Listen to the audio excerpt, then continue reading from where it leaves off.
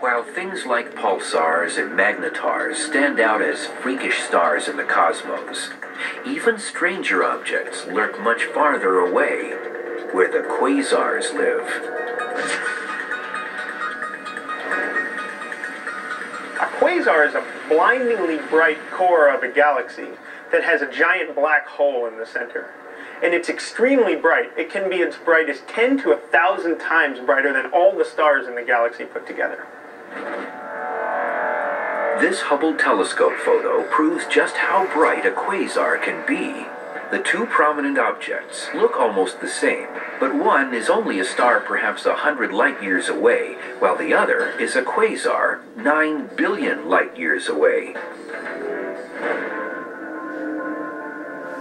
Like pulsars, quasars were first noticed by astronomers as strong sources of radio waves.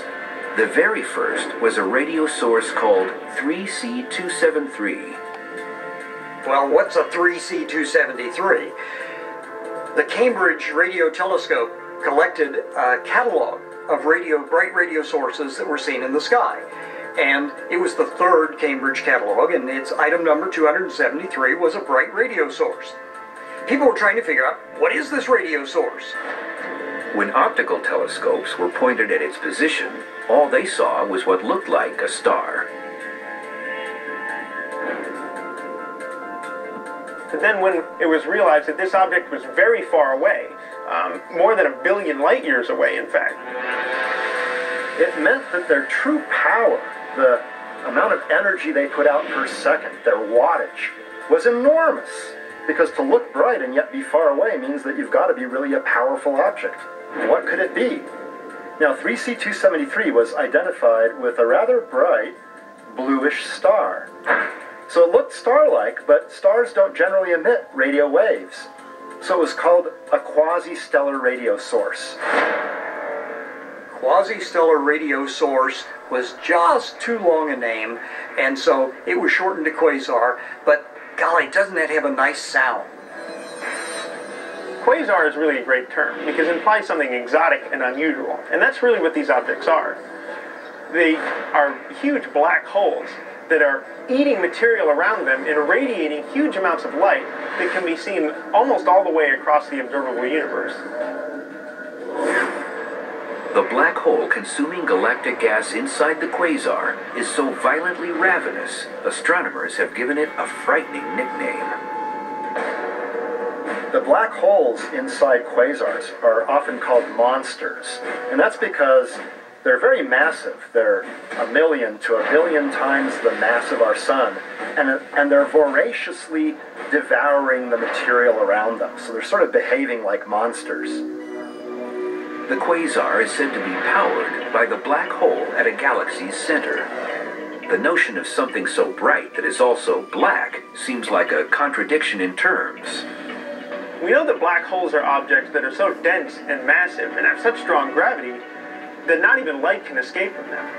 So that makes us wonder, how can black holes power anything at all? And the answer is that gas, as it falls into the black hole, can actually radiate energy before it falls in. After it falls in, it's gone. The way this happens is through friction. So if I take my hands and rub them together very quickly, that produces a lot of heat. Now the material that falls into a black hole spirals in and rubs against itself, and it's moving at extremely high speeds. And so in the case of a quasar, we have gas that's rubbing together and moving at very high speeds. And so in doing so, it can heat itself up to even millions of degrees, which can cause it to glow very, very brightly. Astronomers are confident that there are giant black holes in the center of all galaxies. So why aren't there quasars in all galaxies too? To get a quasar, you need two things. One, you need a huge massive black hole at the center of the galaxy. But you also need a supply of gas to fall onto that black hole. If there isn't enough material around, if the black hole has basically eaten all its food around it, then there's nothing to shine, there's nothing to glow. It won't be a bright quasar. So there could be, and probably are, black holes at the center of most galaxies, but if there's no fuel for them, they won't be quasars. But there are conditions in the universe that may make a quasar reignite long after the gas in its host galaxy's center gets used up. And one promising way of doing this is by slamming two galaxies together.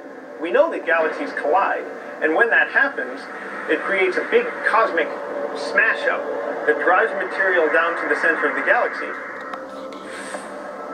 The scenario could apply to our own Milky Way galaxy, which is on a collision course with Andromeda, the giant spiral next door.